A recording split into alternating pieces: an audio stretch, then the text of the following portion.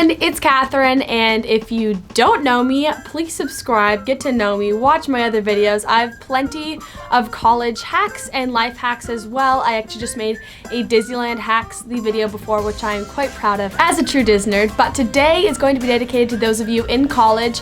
I'm a sophomore at USC. I no longer actually have a dining plan. I cook my own food at home, but these are hacks that no matter if you have a dining plan and you're eating in the dining hall every day, or if you're making your own food, the ingredients are super simple and the process is super simple. So if you're feeling like dining hall food is getting kind of monotonous and you want to spice it up, here are a few easy ways to really kick up your meals and make you actually look forward to eating there for 3 meals a day.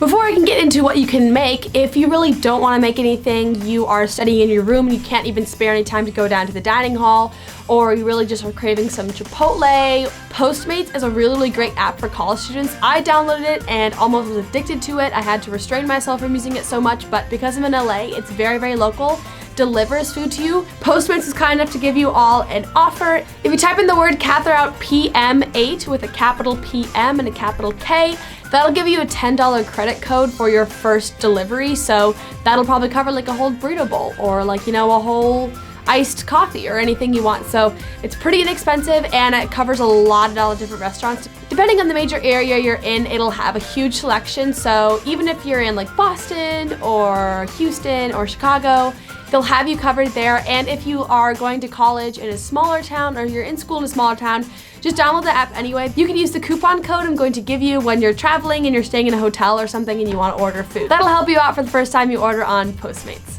And now for those of you that want to use what you have available to you in the dining hall, I'm gonna start with breakfast. So it depends what dining hall you're in, but my dining hall always had scrambled eggs, sausage or bacon, and hash browns. So that always looked really stale to me. It didn't necessarily look good, but one of my favorite things to actually order at restaurants is a breakfast burrito. So they might have one pre-made, but if you just get a tortilla, if you either bring your own tortilla or you find one in the dining hall like I did, you can put eggs, hash brown, and sausage or bacon in there, wrap it all up. You can even put a little bit of syrup on there to give it kind of like a sweet versus the savory, and that just really fills you up. It's pretty quick and it's better than just eating it with a fork. Alternatively, if you're like, there's no way my dining hall is ever gonna have tortillas, you can also use a bagel and make yourself kind of like a bagel breakfast sandwich. So same idea, just use a bagel 2 halves and put as much egg, bacon, and hash brown or sausage as you want. Next breakfast item is going to require caramel. So either you could find it in your kind of like ice cream dessert area that might have like caramel syrup or chocolate syrup, but it's really fun if you just buy a bag of little caramel candies. You can chop those up into tinier pieces, and my dining hall always had a waffle maker with pre-made waffle batter. Just pour the batter in there, put all little pieces of caramel in the middle, set it down for the set time, might be a minute and a half or 2, and when you get it, it creates this wonderful caramel waffle creation, and it's so tasty. It's very unhealthy for breakfast, but it is a really nice treat if you want to have like a nice brunch one morning or something. And then transitioning into lunchtime, if you want to turn that waffle sandwich into more of like a dessert, you can actually use the ice cream or the frozen yogurt from the frozen yogurt bar, make that into like an ice cream sandwich with the caramel too, and add some like sprinkles and Oreos, and you will probably be full off of that without any lunch, just dessert. But I'm a dessert kind of person, so that sounds delicious to me. So for actual substance you can eat for lunch, I'm not claiming any of these things are like healthy, but they're certainly good treats for when you actually get bored of like eating to a certain diet. So you can make cheesy fries in your dining hall.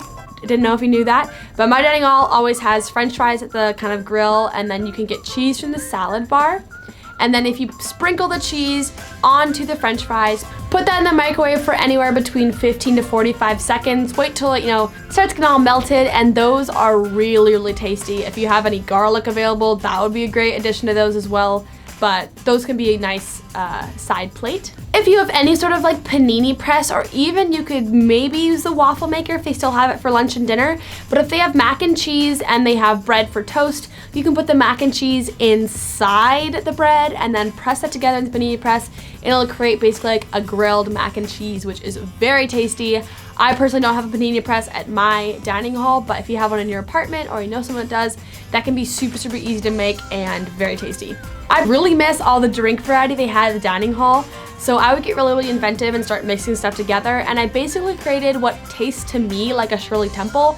Because they don't have like cherry soda or anything like that available, you can't really make a Shirley Temple.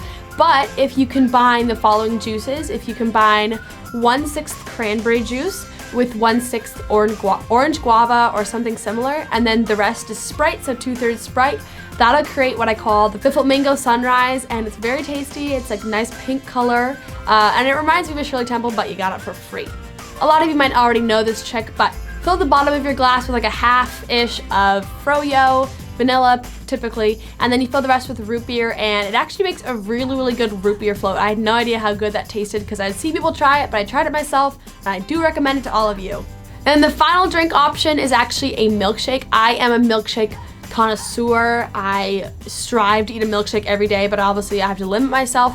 So if you do want that kind of milkshake flavor, maybe it's really hot outside, you can mix the following ingredients in your glass. You can kind of mess around with it depending on how thick your ice cream is, but usually about a half to maybe like 2/3, even 3/4 full with chocolate froyo. You put chocolate milk in there, mix it up pretty well, you know, get some stirring going, make sure you're really making it creamy, and then you can add like sprinkles or Oreo bits or chocolate chips or like anything you really want. It creates a pretty sweet milkshake. You won't be able to use a straw with it most likely, but you can use a spoon and it's a good addition to your meal.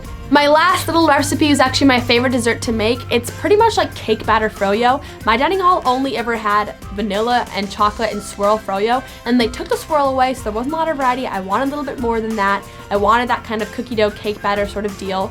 So if you take a piece of cake from the dessert section, plop that into a bowl from the cereal section, and then cover that with whatever flavor of froyo you really want.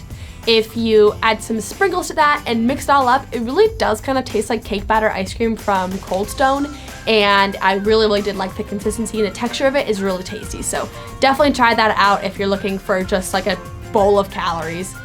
Those are all of my dining hall or just general college food hacks. I scoured the internet for additional ones, and BuzzFeed has tons of articles on how to make them. I thought these were the most doable and kind of universal across dining halls. Definitely let me know if you like this with a thumbs up. I'll also have the promo code for Postmates in the description. There's really no reason why you wouldn't use it because $10 can get you an actual meal, so I'm very grateful for that. Subscribe if you haven't already, and I'll see you next time for some more college and lifestyle hacks. Katherout.